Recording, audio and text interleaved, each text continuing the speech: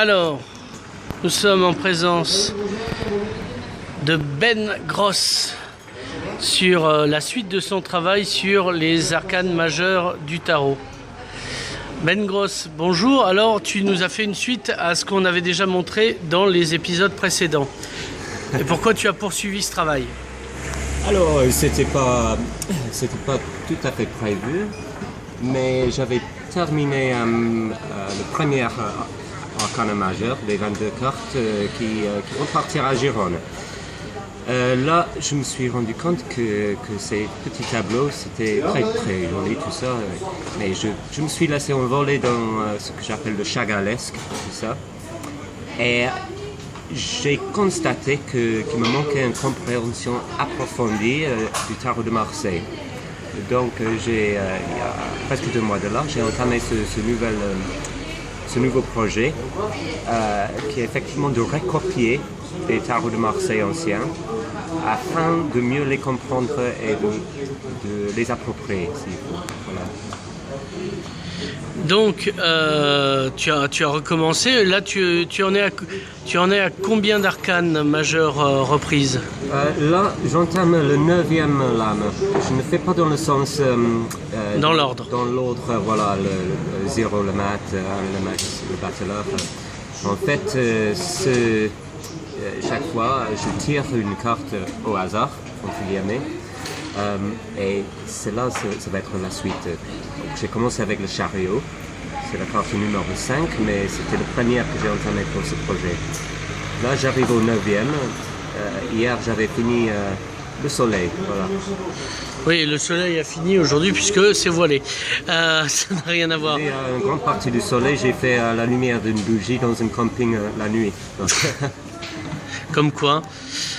Mais c'est ta lumière intérieure qui éclairait le dessin. Alors, est-ce que tu peux nous les montrer? Là, on en a. Alors, pour vous donner une idée, voici le tout premier, le chariot. Donc, je vois ça un peu comme si un musicien va répondre une chanson traditionnelle. Voilà, c'est dans le domaine public. C'est pas. Je m'impose des règles.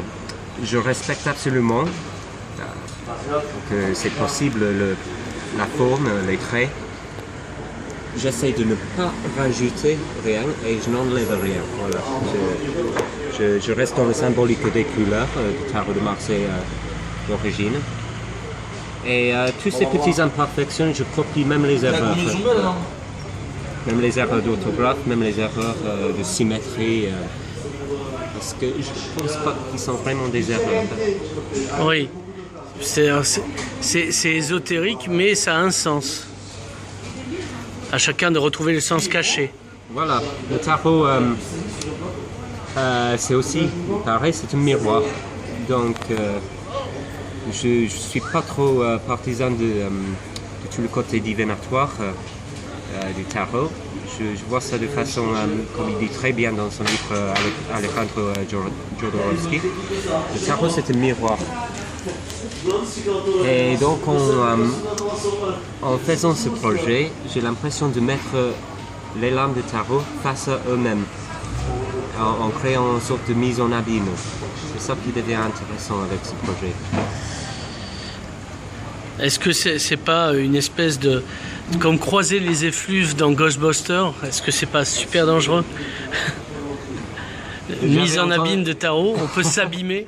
Oui, j'avais entendu dire la seule chose dont on ne doit jamais interroger le tarot, c'est sur sa propre nature.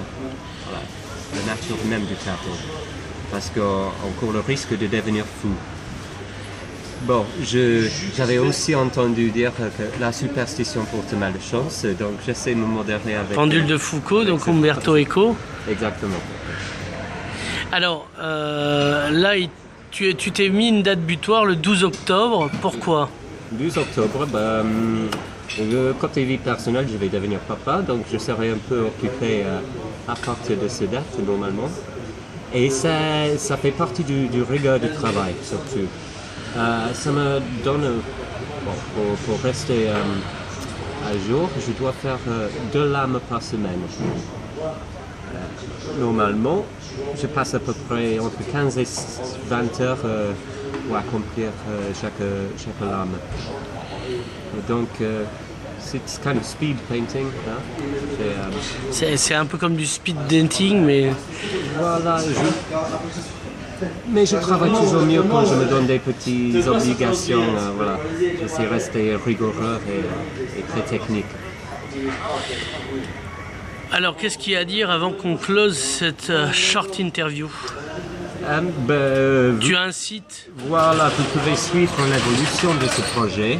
Comme j'ai dit, à peu près 2 cartes par semaine qui vont apparaître sur mon site www.benjosephfrance.net et sur l'archipel contre-attaque. Et bien sûr sur l'archipel contre-attaque. Et les cartes, les lames seront exposées à la boutique L'Impératrice à Perpignan pour le mois de décembre, à l'occasion du 3e anniversaire de cette boutique. Sinon, à ma galerie atelier à Rivesaltes, rue du Marché, vous pouvez regarder l'évolution en live, en temps réel. Ben Gross, merci. Merci à vous.